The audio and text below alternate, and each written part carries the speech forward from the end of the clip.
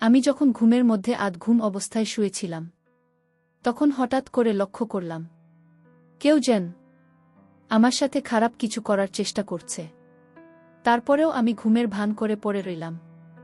মনে মনে ভাবতে লাগলাম, দেখি লোকটি আমার সাথে কি করে। একটু পরেই আমি লক্ষ্য করলাম যে লোকটি আমার সবকিছু তুলে নেওয়ার চেষ্টা করছে। আমার কাছ থেকে আমার সম্মান, আমার ইজ্জত কেড়ে নেওয়ার চেষ্টা করছে। আমি ভয়ে হতভম্ব হয়ে গেলাম, কারণ আমার বয়স মাত্র 13 বছর। এছাড়াও রাতের অন্ধকারে আমার সাথে এরকম ধরনের অদ্ভুত আচরণ হচ্ছে। ভয়ে আমার ভিতরটা কেঁপে উঠছিল। যখন লোকটি আমার এখানে তারা একটু ছড়াবে, তখন আমি আর সহ্য করতে না পেরে আমি অনেক কষ্টে তাকে ধাক্কা দিয়ে ফেলে দিয়ে খুব তাড়াতাড়ি লাইটটা অন করি। তারপর লাইট অন করে আমি যা দেখতে পেলাম তাতে আমার প্রায় পায়ের নিচ থেকে মাটি সরে যাওয়ার মতো অবস্থা হলো। বন্ধুরা, গল্পটি অনেক ইন্টারেস্টিং। আশা করি তোমরা পুরো গল্পটি খুব মনোযোগ সহকারে শুনবে। তবে গল্পটি শুরু করার পূর্বে তোমাদের নিকট আমার বিশেষ অনুরোধ, তোমরা অবশ্যই আমার চ্যানেলটি সাবস্ক্রাইব করে আমাকে সাপোর্ট করবে। হ্যালো বন্ধুরা, আমি সুস্মিতা আক্তার সুমি। আমার ডাক নাম সুমি। আমার বাড়ি ফরিদপুর। আমার বর্তমান বয়স 22। আজকে আমি তোমাদেরকে যে গল্পটি বলবো, তখন আমার বয়স ছিল মাত্র 13। ঘটনাটি হয়েছিল বন্ধুরা আমার আপন মামার সাথে, যেখানে আমার মামাই আমার জীবনের সর্বপ্রথম এত বড় সর্বনাশ করেছিল। আমার মামার বাড়ি আমাদের বাড়ি থেকে প্রায় 10 কিলোমিটার দূরে ছিল। গত গ্রীষ্মের ছুটিতে আমি আমার মামার বাড়িতে বেড়াতে গিয়েছিলাম। 15 দিনের জন্য গ্রীষ্মের ছুটি পেয়েছিলাম। খুব মজা করার উদ্দেশ্যে আমি আমার মামার বাড়িতে গিয়েছিলাম। খুব আনন্দ হবে সেখানে, মনে মনে খুব উল্লসিত ছিলাম। আর তাছাড়াও আগেও আমি মামার বাড়িতে যেতাম এবং আমরা মামা মামি আমি এবং আরও অন্যরা সবাই মিলে খুব আনন্দ করতাম। খুব মজা হতো সেখানে। যাই হোক, প্রথম দিন মামার বাড়িতে খুব আনন্দ উল্লাস করে আমি যখন রাতে শুতে যাব, ঠিক সেই মুহূর্তে মামা আমাকে ডাক দিয়ে বলল, মৌসুমি, তোর মা আমি অসুস্থ। কি জানি হয়েছে, সকাল থেকে মাথা নাকি প্রচণ্ড ব্যথা করছে, বিছানা থেকে উঠতে পারছে না। আর মৌসুমি, এদিকে সারাদিন আমি কাজ করে এসেছি, আমার শরীরটা ম্যাজ করছে। গত পরশু আমি কবিরাজের বাড়ি গিয়েছিলাম। কবিরাজ আমাকে এই তেলটা দিয়ে বলল যে প্রতিদিন রাতে ঘুমানোর আগে এই তেলটা দিয়ে ঘুমাবেন। তবে তেলটি যাকে দিয়ে দেবেন তাকে বলবেন অবশ্যই তেলটি যেন প্রথম এসে নাক দিয়ে শুকে নেই। তারপর সে আপনার এখানে তেলটি দিয়ে যাতে খুব ভালোভাবে মালিশ করে দেন। মৌসুমি, গতকালকে আমি তোমার মামিকে দিয়ে এইভাবে তেলটা মালিশ করে নিয়েছিলাম, কিন্তু আজকে তো আর পারতেছি না। আজকে তোমার মা আমি খুবই অসুস্থ। এখন তুমি যদি কিছু মনে না করো, তাহলে দয়া করে আমার এখানে তেলটি দিয়ে একটু মালিশ করে দাও। পিছন দিকে তো আর আমি একা একা মালিশ করতে পারি না, তাই তোমার হেল্পও আমার খুবই প্রয়োজন। মামার মুখ থেকে এরকম ধরনের করুণ কথা শুনে আমি মামার এখানে এই তেল দিয়ে মালিশ করতে রাজি হয়ে গেলাম। কোনো দ্বিধা করলাম না, কারণ সে তো আমার আপন মামা। তারপর আমি মালিশ শুরু করতে যাব। যখন মালিশ শুরু করতে যাব, তখন মা বলল, মৌসুমি, সর্বপ্রথম তুমি এই তেলটাকে আগে শুকে নাও। তারপর 1-2 মিনিট পর কবিরাজ মশাই বলেছেন আমার শরীরে মালিশ করার জন্য। আমি মামার কথা অনুযায়ী তেল থাকে কিছুক্ষণ শুকলা। সুখের সাথে সাথে আমি অনুভব করলাম যেন আমার সমস্ত মাথা ঝাঁকি দিয়ে উঠেছে, সমস্ত শরীরটা ঝাঁকি দিয়েছে। কেমন জানি একটা ঝাঝালো ভাব আমার কাছে লাগল। তাতে আমি কিছু মনে করলাম না। আমি ভাবলাম হয়তো এটা এই তেলের একটা অন্যরকম পাওয়ার। তারপর আমি তেলটাকে আমার ডান হাতে নিলাম।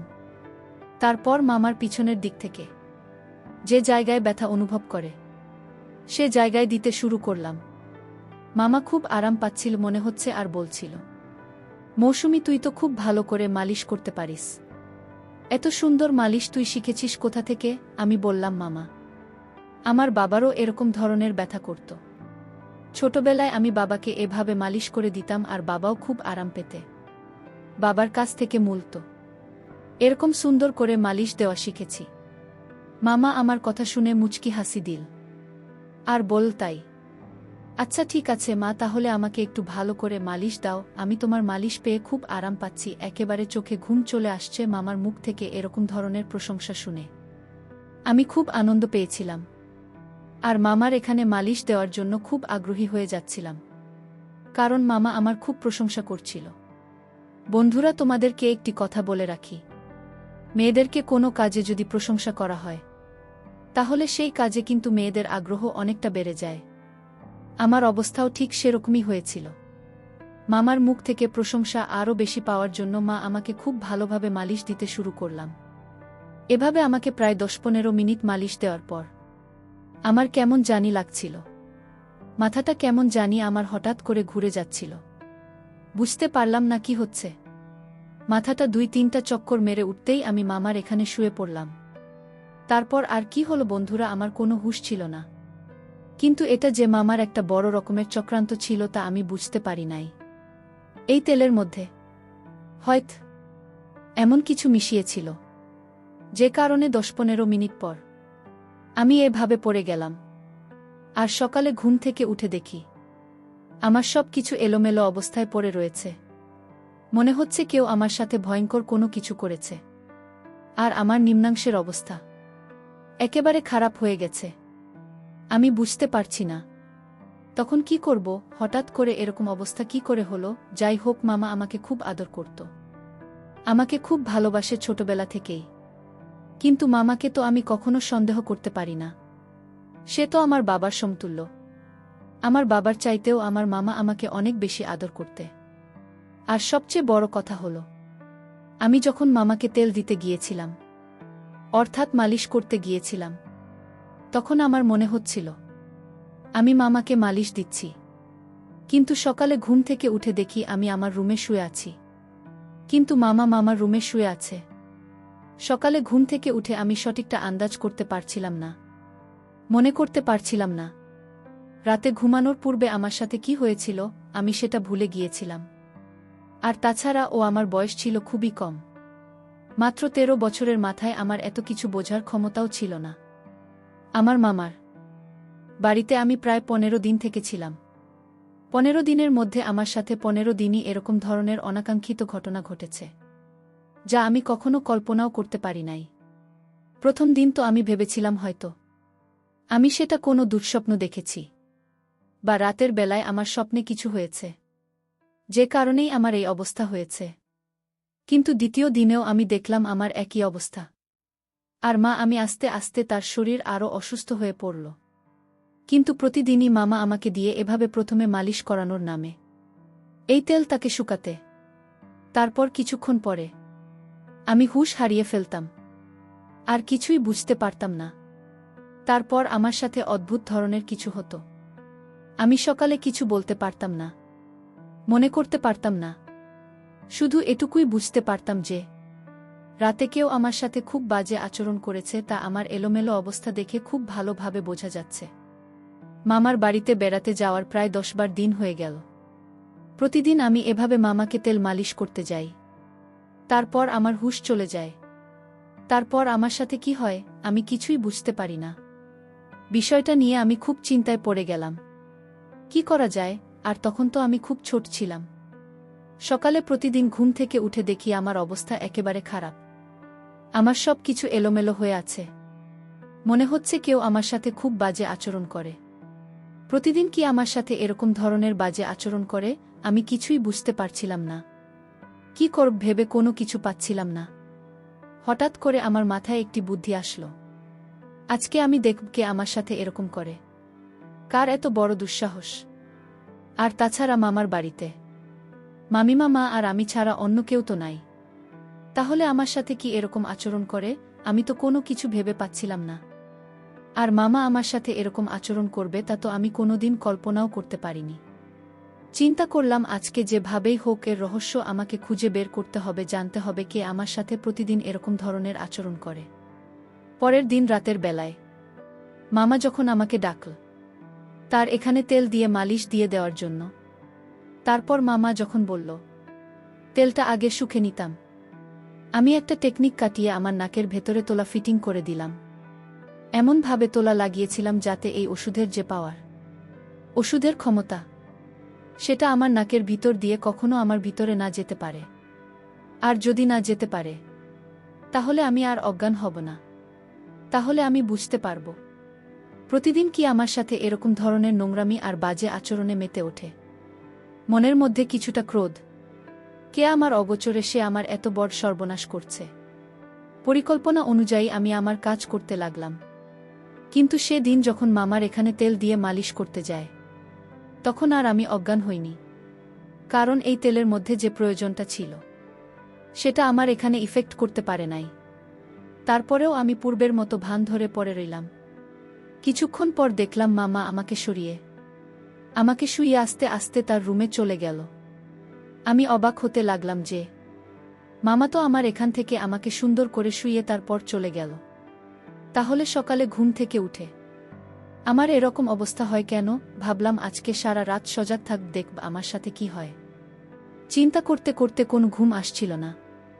মনের মধ্যে শুধু একটাই চিন্তা, আমার সাথে কি হয় তাহলে? মামা তো আমাকে কিছু করল না, তাহলে কি আমার সাথে এরকম করে? এসব ভাবতে ভাবতে ঘণ্টাখানেক পরেই দেখলাম আস্তে আস্তে কি যেন দরজা খুলে আমার কাছে আসল, আমার পাশে দাঁড়িয়ে আমার মুখের দিকে তাকিয়ে আমাকে 3টা ফু দিল। তারপরেও আমি ঘুমের ভান করে পড়ে রইলাম। মনে মনে ভাবতে লাগলাম, দেখি লোকটি আমার সাথে কি করে। একটু পরেই আমি লক্ষ্য করলাম যে লোকটি আমার সবকিছু তুলে নেওয়ার চেষ্টা করছে। আমার কাছ থেকে আমার সম্মান, আমার ইজ্জত কেড়ে নেওয়ার চেষ্টা করছে। আমি ভয়ে হতভম্ব হয়ে গেলাম, কারণ আমার বয়স মাত্র 13 বছর। এছাড়াও রাতের অন্ধকারে আমার সাথে এরকম ধরনের অদ্ভুত আচরণ হচ্ছে। ভয়ে আমার ভিতরটা কেঁপে উঠছিল।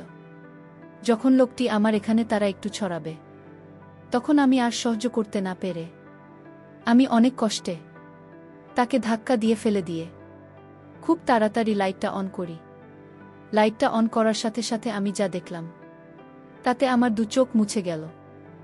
অর্থাৎ আমার নিজের মামাই আমার সামনে মাথাটা নিচু করে দাঁড়িয়ে রইল।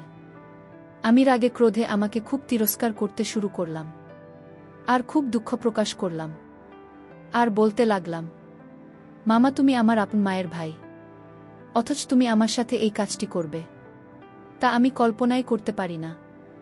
এই বলে আমি খুব কাঁদতে লাগলাম। তারপর মা মাথাটা নিচু করে আমার এখান থেকে চলে আসলো। সেদিন রাত পেরিয়ে সকাল হলে আমি আমার মামার এখানে গেলাম। মামা আমাকে দেখে খুব হাসি খুশি করছিল। মনে হচ্ছিল না যে সে রাতে আমার সাথে এরকম ধরনের একটা জঘন্য কাজ করে। তার এই আচরণ দেখে আমি অনেকটা হতবাক হয়ে যাই। ভাবলাম আমার মামা এত খারাপ, এত জঘন্য। আস্তে আস্তে আমার মনটা খারাপ হতে লাগল। এক পর্যায়ে আমি মামার সামনে কেঁদে দিলাম। আমার কান্না দেখে মামা খুব বিস্ময়ের সাথে আমাকে জিজ্ঞেস করল, মৌসুমী, তোমার কি হয়েছে? তুমি কাঁদছ কেন? মামার এরকম আহ্লাদের কথা শুনে আমার কাছে আরও বিরক্তিকর লাগছে। এক পর্যায়ে আমি মামাকে বলতে বাধ্য হলাম যে মামা, তোমার বাহিরে এক রূপ আর ভিতরে আরেক রূপ। তুমি আমার সাথে যা করেছ তা কোনোভাবে মেনে নেওয়া সম্ভব নয়। আমার কথা শুনে মামা খুব হতবাক হয়ে গেল আর বলল, মৌসুমী, এসব তুমি কি বলছো? আমি তোমার সাথে কি করেছি? তুমি আমার মেয়ে, তুমি আমার সাথে এভাবে কথা বলছো কেন? তুমি আমার মেয়ের মতো, আমি তোমাকে মেয়ের চাইতে আরও বেশি দেখি। আর মৌসুমী, আমার সাথে এভাবে কথা বলছো কেন? তখন আমি বললাম, মামা, তুমি রাত্রে আমার সাথে জঘন্য আচরণ করো নাই, আমি যখন ঘুমিয়েছিলাম। মা বলল, কি বলছে আমার সুমি? আমি রাতে তোমার ঘরে যাব কেন? মামার কথা শুনে আমি আরও হতবাক হয়ে যাই। ভাবলাম কি হচ্ছে আমার সাথে? স্পষ্ট আমি যেখানে মামাকে দেখতে পেলাম, সেখানে মামা এখন অস্বীকার যাচ্ছে। আজকে তাহলে পুরো বিষয়টি আমি ভালো করে দেখব। বরাবরের মতোই যখন রাত হলো, তখন ঠিক যখন আমার সাথে সেই রকম ধরনের ঘটনা ঘটতে যাবে, এই মুহূর্তে আমি আমার রুম থেকে বেরিয়ে গেলাম, গিয়ে অন্য কোথাও লুকিয়ে রইলাম। কিছুক্ষণ পর লক্ষ্য করে দেখলাম আমার মামাই আমার রুমে ঢুকছে। আপনি খুব ভালো করে লক্ষ্য করে দেখলাম লোকটি যখন আমার রুমে গিয়ে প্রবেশ করল, তখন আমি খুব তাড়াহুড়া করে আমার রুমে চলে গেলাম। মামা রুমে চলে গিয়ে দেখি মামা তার রুমে ঘুমিয়ে রইল। তখন আমার মনের ভিতর অনেকটা ভয় কাজ করছিল। ভাবলাম আমাকে আমি নিজের চোখে দেখে আসলাম, তার রুমে ঘুমিয়ে রইল। তাহলে সেই লোকটিকে দেখতে তো হুবহু আমার মামার মতোই দেখা যায়। ঘটনাটি দেখে আমি খুব ভয় পেয়ে গেলাম। ভয় পেয়ে আমার মা আমাকে ঘুম থেকে গিয়ে ডেকে তুললাম, আর পুরো ঘটনাটি আমাকে বিস্তারিত বললাম। তারপর মা বল, মাসুমি, এই জন্য তুই আমার সাথে এরকম ধরনের আচরণ করতে, তাই না? আমি বললাম, জি মামা। মামা সম্পূর্ণ বিষয়টি বুঝতে পারল। বোঝার পর বলল, আগামীকালকে আমি তোমাকে কবিরাজ বাবার কাছে নিয়ে যাব। হয়তো তোমার সাথে কোনো অপশক্তি রাত্রে বসবাস করে, তোমার সাথে আমার রূপ ধরে জঘন্যতম কাজ করে, আর এই অপশক্তি তোমার ক্ষতি করার চেষ্টা করছে। পরের দিন সকালে মামা এক কবিরাজ বাবার কাছে আমাকে নিয়ে গেল। কবিরাজ বাবা মাকে খুব ভালো করে পরীক্ষা করে দেখল। তারপর আমার মা আমাকে বলল যে তোমার ভাগ্নের সাথে এক দুষ্টু জিন বসবাস করে এবং প্রতিদিন রাতে তার সাথে খুব বাজে আচরণ করে। আর সবচেয়ে মজার ব্যাপার হল, তোমার ভাগ্নের সাথে এই ঘটনাটি ঘটায় তোমার রূপ ধরে। তারপর বাবার কথা শুনে আমি হতবাক হয়ে গেলাম। তারপর আমি বললাম, কবিরাজ বাবা, এখন করণীয় কি? তারপর কবিরাজ বাবা বলল, তুমি কোনো চিন্তা করো না, আমি 1 সপ্তাহ চিকিৎসা করে তাকে ভালো করে ফেলতে পারব। তুমি তোমার ভাগ্নিকে 1 সপ্তাহ নাগাদ ফজরের নামাজের পরপরই অন্ধকার থাকা অবস্থায় আমার কাছে নিয়ে আসবে। তারপর পুরোপুরি 1 সপ্তাহ চিকিৎসা করার পর আমার মধ্যে আর এরকম ধরনের কোনো লক্ষণ আমি দেখতে পাইনি। মনে হচ্ছিল যেন আমি পরিপূর্ণ সুস্থ হয়ে গিয়েছিলাম। কবিরাজ বাবা আমাকে একটি তাবিজ দিয়েছিল। তাবিজটি অনেক শক্তিশালী ছিল বটে। যতক্ষণ এই তাবিজ ছিল, ততক্ষণ আমার মধ্যে কোনো অপশক্তি আর কাজ করতে পারি নাই। বন্ধুরা, এখন আমি পুরোপুরি সুস্থ। তোমাদের দোয়ায় এখন আমি খুব ভালো আছি। পরিশেষে বন্ধুরা, আমি তোমাদেরকে বলবো, দুনিয়াতে হয়তো এরকম কিছু অদ্ভুত ব্যাপার আছে, যে ব্যাপারগুলো ডাক্তার বা অন্য কোনো চিকিৎসায় তাদের কিছুই করতে পারে না। এরা এক ধরনের অপশক্তি। হয়তো এটাও বিধাতার কোনো এক সৃষ্টি, যা কোনো না কোনো কারণে মানুষের ক্ষতি করার চেষ্টা করে। অনেক সময় আমরা হয়তো এসব বিষয়কে তুচ্ছতাচ্ছিল্য মনে করে এড়িয়ে চলি, কিন্তু বাস্তবতা যে কখন কার জীবনে কোনটা সত্য হয়ে দাঁড়ায় তা কখনো বোঝা যায় না। আমাদের প্রত্যেকটি মানুষেরই উচিত প্রত্যেকটি ছোটখাটো বিষয়ে সিরিয়াস ভেবে নেওয়া। তাহলে হয়তো আমাদের জীবনে এরকম ধরনের অপ্রত্যাশিত ঘটনা থেকে বেঁচে থাকা সম্ভব। বন্ধুরা, আজকে এই পর্যন্তই। আবারও আসব তোমাদের মধ্যে নতুন কোনো ভিডিও নিয়ে। ভিডিওটি যদি তোমাদের ভালো লাগে তাহলে একটি লাইক দাও।